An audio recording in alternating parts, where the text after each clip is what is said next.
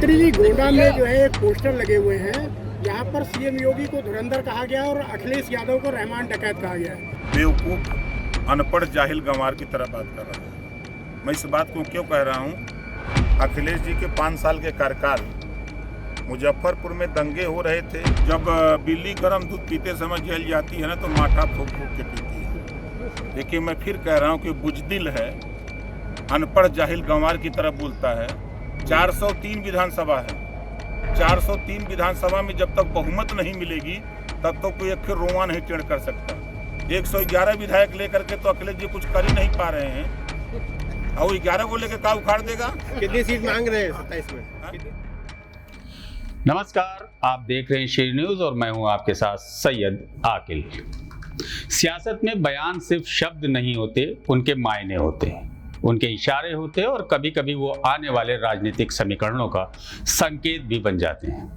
बाराबंकी से एक ऐसा ही बयान सामने आया है, जहां यूपी सरकार के कैबिनेट मंत्री और सुभाषपा प्रमुख ओम प्रकाश राजभर ने मंच से कुछ ऐसा कह दिया जिसने सियासी गलियारों में हलचल तेज कर दी है। 4 लोग कंधा लगाकर पहुंचा देंगे घाट तक। 403 विधानसभा में जब तक बहुमत नहीं मिलेगी तब तक कोई एक फिर रोआ नहीं टेढ़ कर सकता। 111 विधायक लेकर के तो अखिलेश जी कुछ कर ही नहीं पा रहे हैं, और 11 को लेकर का उखाड़ देगा। कितनी सीट मांग रहे हैं 27 में? कितनी सीट मांग रहे हैं आप 27 में? अब देखिए, हम लोग एक बड़ी पार्टी अपने आप में भारतीय जनता पार्टी है। अब 4 हम लोग सहयोगी दल हैं। संजय निषाद जी हैं, अनुप्रिया पटेल जी हैं, जयंत चौधरी जी हैं, हम हैं, तो 4 एक 5 लोग हैं। तो हम लोगों को बहुत सीट का झगड़ा नहीं है, सरकार बनाने का झगड़ा है। हम लोग सरकार बना करके 4 लोग कंधा लगाएंगे और 1 लोग पीछे। अब समझ लीजिए, कंधा लगेगा, बिल्कुल लगा करके हम लोग पहुंचा देंगे घाट तक। अब ये सिर्फ मजाक था या किसी के लिए सियासी संदेश, यही सवाल इस वक्त चर्चा में है। दरअसल बाराबंकी के हैदरगढ़ में आयोजित एक स्वागत समारोह में पहुंचे ओम प्रकाश राजभर का जोरदार स्वागत हुआ। मंच सजा, माला पहनाई गई और शक्ति प्रदर्शन भी हुआ। लेकिन असली चर्चा उस वक्त शुरू हुई जब 2027 के चुनाव और गठबंधन की बात पर राजभर ने हंसते हुए ये लाइन कह दी कि 4 लोग कंधा लगाकर पहुंचा देंगे घाट तक। तो 4 एक 5 लोग हैं। तो हम लोगों को बहुत सीट का झगड़ा नहीं है, सरकार बनाने का झगड़ा है। हम लोग सरकार बना करके 4 लोग कंधा लगाएंगे और 1 लोग पीछे। अब समझ लीजिए, कंधा लगेगा, बिल्कुल लगा करके हम लोग पहुंचा देंगे घाट तक। अब राजनीति में कंधा और घाट जैसे शब्द सिर्फ शब्द नहीं होते, ये संकेत देते हैं किसी के राजनीतिक अंत के या फिर किसी नई रणनीति के आगाज के। कार्यक्रम के बाद मीडिया से बातचीत में राजभर ने AIMIM पर भी सीधा हमला बोला और उनके प्रदेश अध्यक्ष के बयान को गैर जिम्मेदाराना करार दिया। साथ ही उन्होंने साफ कहा कि अल्पसंख्यक कल्याण विभाग भी उनके पास है और उन्हें जमीनी हकीकत का पूरा अंदाजा है। वहीं इतिहास और पहचान की राजनीति पर राजभर ने बड़ा बयान दिया। कहा कि NDA सरकार महाराजा सुहेलदेव के सम्मान को नई ऊंचाई दे रही है। बहराइच में भव्य स्वागत और प्रतिमा और पार्क इसका उदाहरण है, और अब गाजी मियां के मेले की जगह सुहेलदेव का मेला होगा। 2027 के चुनाव को लेकर उन्होंने भरोसा जताया कि बीजेपी और सहयोगी दल मिलकर चुनाव लड़ेंगे और सीटों को लेकर कोई बड़ा टकराव नहीं होगा। लेकिन सबसे बड़ा सवाल वही है, क्या 4 कंधों वाला बयान सिर्फ हंसी मजाक था या फिर ये किसी राजनीतिक विरोधी के लिए चेतावनी है या फिर गठबंधन के अंदर ही कोई इशारा? फिलहाल बयान छोटा है लेकिन सियासी असर बड़ा दिख रहा है। बाराबंकी का ये मंच सिर्फ स्वागत का नहीं बल्कि संकेतों की राजनीति का केंद्र बन गया है। आप बने रहिए मेरे साथ, तब तक के लिए नमस्कार।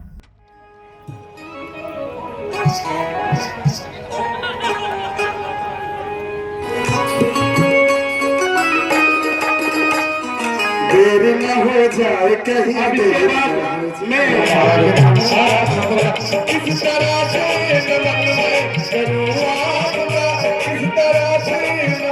यादव जी, आशीष यादव जी, सुरेश यादव यादव जी, अनिरुद्ध यादव जी, रमेश यादव जी, तुलसीराम यादव जी पाया है। एनडीए के नेतृत्व में, आपके नेतृत्व में, जिला पंचायत अध्यक्ष महोदया के नेतृत्व में ये सरकार कार्य कर रही है। इसके लिए आपके लिए भी एक जोरदार तालियां आप सभी लोग बताएं।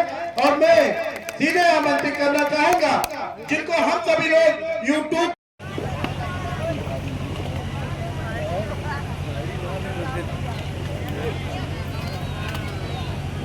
स्वागत समारोह अरुण शुक्ला ब्लॉक त्रिवेदीगंज, मोनू सिंह मंडल अध्यक्ष, आलोक तिवारी, शिवम अवस्थी जी वरिष्ठ पत्रकार और आयोजक साथी, नौजवान साथियों, माता और बहनों, पत्रकार भाइयों, सुरक्षा में लगे सुरक्षा कर्मचारी अधिकारीगण, जैसा कि मुझे कल बताया गया कि हैदरगढ़ जाना है। जब हैदरगढ़ का नाम आया तो माननीय राजनाथ सिंह जी याद आए। बेटी पढ़ाते हो तो दो परिवार सुधरता है। बेटी जब तक भाई के में रहती है, माँ बाप भाई की सेवा करती है, सेवा करती है, इस नाते दो परिवार सुधारती है। इस नाते सूबे के मुख्यमंत्री योगी आदित्यनाथ जी ने महिला दिवस पर ऐलान किया कि जो बेटियां प्रथम आएंगी उन बेटियों को स्कूल जाने के लिए हाई स्कूल और इंटर में हम साइकिल देंगे। जो बेटियां ग्रेजुएट पोस्ट ग्रेजुएट में तेरी सरकार में होता रहा होगा, लेकिन इस सरकार में अगर अपराधी अपराध करेगा तो उसको सजा मिलेगी, चाहे वह किसी जाति धर्म का हो, कोई भेदभाव नहीं। मंत्री जी, गोंडा में जो है एक पोस्टर लगे हुए हैं जहां पर सीएम योगी को धुरंधर कहा गया और अखिलेश यादव को रहमान डकैत कहा गया है। इसमें आपका क्या कहना है? इसी पर श्यामलाल पाल जो प्रदेश अध्यक्ष हैं, उन्होंने कहा है कि लोकतंत्र विरोधी हैं योगी जी और हम लोग जो है लोकतंत्र के रक्षक हैं। रक्षक हैं कि भक्षक हैं? आप उठा के देखिए, उन्हीं के खाली अखिलेश जी के 5 साल के कार्यकाल, मुजफ्फरपुर में दंगे हो रहे थे, लोग गांव छोड़ के पलायन कर रहे थे और ये सफाई में बैठ के नाच देख रहे थे। एज मुख्यमंत्री यही काम होता है मुख्यमंत्री का। 1000 से ज़्यादा दंगे हुए सपा के शासन में 5 साल में। 1200 लोगों की जान की हानि हुई और अपराधी छुट्टा सांड की तरह घूमते थे और लोग समाजवादी पार्टी के नेता सरकार को अपने जेब में रख के घूमते थे। आज योगी जी की सरकार है, 9 साल में एक भी दंगा नहीं हुआ, कहीं कर्फ्यू नहीं लगा और जो अपराधी गुंडागर्दी करते थे उनको जेल में या तो ज़मीन के अंदर कर दिया। आज अगर कहीं भी कोई छुटपुट अपराध होता है तो प्रशासनिक महकमे में पुलिस विभाग ने 48 घंटे के अंदर उस व्यक्ति को जेल के सलाखों में पहुंचा दे रही है। बाबू जी, अम्बेडकर नगर में एएमएम के प्रदेश अध्यक्ष ने कहा है कि योगी जी बहुत अच्छे हैं, संत हैं, लेकिन उनको गुमराह किया जा रहा है। जो स्क्रिप्ट दी जाती है वो पढ़ते हैं। कहीं ना कहीं उन्होंने जो अटैक किया वो आपके ऊपर किया कि सोहेल देव के ऊपर जो बयान आए। देखिए, वो बेवकूफ़, अनपढ़, जाहिल गंवार की तरह बात कर रहा है। मैं इस बात को क्यों कह रहा हूँ? मेरे पास अल्पसंख्यक कल्याण वक्फ विभाग मेरे पास है।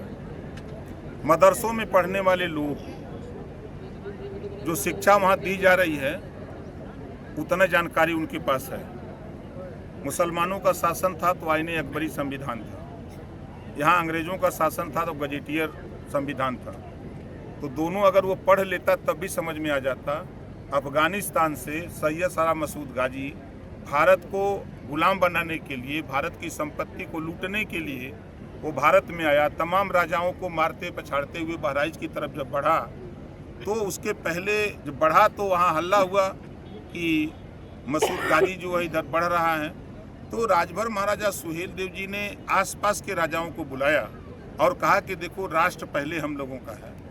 अगर देश सुरक्षित रहेगा तो हम लोग राजा बन के रहेंगे, अगर देश गुलाम हो जाएगा तो फिर हम लोग गुलाम हो जाएंगे। तो सभी राजाओं ने मिलकर के नानपारा मैदान बहराइच में 17 दिन लगातार युद्ध हुआ। 18वें दिन गाजी बहुत पाजी था, चला भाग, और सुहेल देव जी ने लिया दौरा, कुटला नदी के किनारे वहीं मार डाला। आज भी उसका निशान वहीं है। और जो देश को गुलाम बनाने के लिए, देश को लूटने वाला आया, उसका महिमा मंडित कांग्रेस के लोगों ने किया, सपा के लोगों ने किया, बसपा के लोगों ने किया। अब जो वीरता का काम किया, जो देश के लिए लड़ा, जो देश के गुलाम होने से बचाया, ऐसे राष्ट्रवीर राजभर महाराजा सुहेलदेव को, इतिहास को बनाने का काम अगर कोई किया तो एनडीए सरकार में आप बहराइच में जाएंगे तो वहाँ 56 फुट ऊंची मूर्ति महाराजा सुहेलदेव जी की और 5 एकड़ में पार्क बना करके पिछले 10 जून को मुख्यमंत्री ने ऐलान किया कि अब यहाँ गाजी मियाँ का मेला नहीं बल्कि अब यहाँ सुहेलदेव जी का मेला लगेगा। 2027 में अगर जरूरत पड़ी अखिलेश जी को, क्या साथ देंगे? देखिए, जब बिल्ली गर्म दूध पीते समय जल जाती है ना तो माठा फूक फूक के पीती है।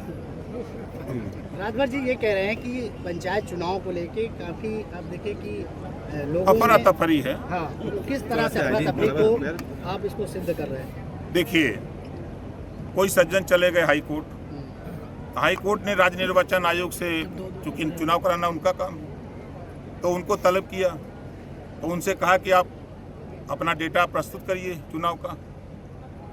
तो 8 तारीख को डेट पड़ी है, 8 तक तो इंतजार करना पड़ेगा। हम लोग तैयार हैं, कोई दिक्कत नहीं, कोर्ट का जैसा आदेश होगा उसका पालन करेंगे। अच्छा, शौकत अली का एक मंच से बयान आया था कि अगर हमें 11 विधायक दे दोगे तो जो एनकाउंटर करती है पुलिस, उसी का एनकाउंटर कर दिया जाएगा। देखिए, मैं फिर कह रहा हूँ कि बुजदिल है, अनपढ़ जाहिल गंवार की तरह बोलता है। 403 विधानसभा है, 403 विधानसभा में जब तक बहुमत नहीं मिलेगी तब तो कोई अक्षर रोआ नहीं टेढ़ कर सकता। 111 विधायक लेकर के तो अखिलेश जी कुछ कर ही नहीं पा रहे हैं, और 11 को लेकर का उखाड़ देगा। कितनी सीट मांग रहे हैं 27 में? कितनी सीट मांग रहे हैं आप 27 में? अब देखिए, हम लोग एक बड़ी पार्टी अपने आप में भारतीय जनता पार्टी है। अब 4 हम लोग सहयोगी दल हैं, संजय निषाद जी हैं, अनुप्रिया पटेल जी हैं, जयंत चौधरी जी हैं, हम हैं, तो 4 एक 5 लोग हैं। तो हम लोगों को बहुत सीट का झगड़ा नहीं है, सरकार बनाने का झगड़ा है। हम लोग सरकार बना करके 4 लोग कंधा लगाएंगे और 1 लोग पीछे, अब समझ लीजिए, कंधा लगेगा, बिल्कुल लगा करके हम लोग पहुंचा देंगे घाट तक। मंत्री जी, आखिरी सवाल है कि महान एकता दल के साथ आपने समझौता किया था एक बार, अभी जो आज़ाद पार्टी है, समाज पार्टी है चंद्रशेखर रावण की, इन्होंने कहा है कि हमारी जो विचारधारा के लोग हैं हम सबसे समझौता कर सकते हैं, सिर्फ योगी जी से नहीं करेंगे। और योगी जी से मिलने चले जाते हैं, ऐसा क्यों? देखिए, आज के तारीख में चाहे महान दल हो, चाहे आज़ाद पार्टी हो, अभी वो कुवत नहीं है। बहुजन समाज पार्टी के सामने उनकी कौन सी औकात है? उठा के देख लें अपनी औकात। तो सर, एक जरूरी क्वेश्चन है। बोलिए। एक जरूरी क्वेश्चन है, एनडीए सरकार द्वारा जो सर यूजीसी एक्ट लाया गया है, उसको आप कहां तक सही साबित करते हैं? देखिए, जब यूजीसी बिल आया तो मैं उसी दिन कहा कि धर्मेंद्र प्रधान जी, केंद्रीय शिक्षा मंत्री, ने कहा कि अगर इसमें गलती है, गड़बड़ी हुई है तो हम कमेटी बना देते हैं, जो रिपोर्ट आएगी हम उसको ऐड कर लेंगे। मैंने कहा कि अगर उस पर भरोसा नहीं है तो चलो सुप्रीम कोर्ट, क्योंकि मैंने उदाहरण दिया था कि जब पिछड़ों को 27% आरक्षण लागू हुआ था तब पूरे देश में विरोध हुआ, लोग सुप्रीम कोर्ट गए, सुप्रीम कोर्ट ने 27% रिजर्वेशन दिया। ठीक उसी तरह यूजीसी पर अगर आप असंतुष्ट हैं तो सुप्रीम कोर्ट जाइए, आपको न्याय मिलेगा, और गए लोग, न्याय मिला। कह रहे राजभर जी, कह रहे ग्राम पंचायतों के आप मंत्री हैं, लेकिन स्थिति ये है कि कई ऐसी FIR दर्ज हुई, घोटाले हुए, और जांच में कहीं ना कहीं वही लोग शामिल होते हैं जिन पे आरोप लगता है। ये बड़ी समस्या है। आप देखिए कि बाराबंकी में भी कई FIR हुई, लेकिन वैसे ठंडी नहीं, ऐसा कोई कारण हो तो किसी से हमको कागज दिलवाइए, तब न देखा है। कहने से तो मान नहीं लेंगे हम। नहीं, कई FIR हुई, नहीं, उसको दीजिए, हमको जरा देखें। और गांव की स्थिति ये है कि पैसा तो आपके विभाग से खर्च होता है, लेकिन हकीकत क्या है कि वहाँ फर्जीवाड़ा, अभी लेबर पे नाम पे ये शिकायत लगातार मिलती रही कि फर्जी लेबर लगा के। जब हमसे सुनिए, जी जी, 145 करोड़ आबादी में 144 करोड़ लोगों के ब्लड में भ्रष्टाचार है। जब तक मशीन आएगी नहीं तब तक तो रिफाइन होगा नहीं। रिफाइन होगा, मशीन लगाएंगे भाई। मैं क्या कह रहा हूँ, जब तक कोई मशीन नहीं आएगी तब तक रिफाइन कैसे करेंगे? ब्लड को रिफाइन करना बड़ा कठिन काम है। अरे सवाल से महत्वाकांक्षी कार्य था शौचालय निर्माण। बाराबंकी के पंचायती राज विभाग में एक शौचालय के निर्माण में घोटाला हुआ था, अभी तक उसकी जांच पूरी नहीं हो पाई है। अब संज्ञान में अगर आप दे रहे हैं तो किसी से कागज दिलवा दीजिए, हम उसको दिखवा लेते हैं। थैंक यू भैया। सर एक जरूरी और आखिरी सवाल, 2026 में पंचायत चुनाव होने के कितने चांसेस हैं? देखिए 8 तारीख को डेट है जी, आज 6 तारीख है, इंतजार कर लीजिए। ठीक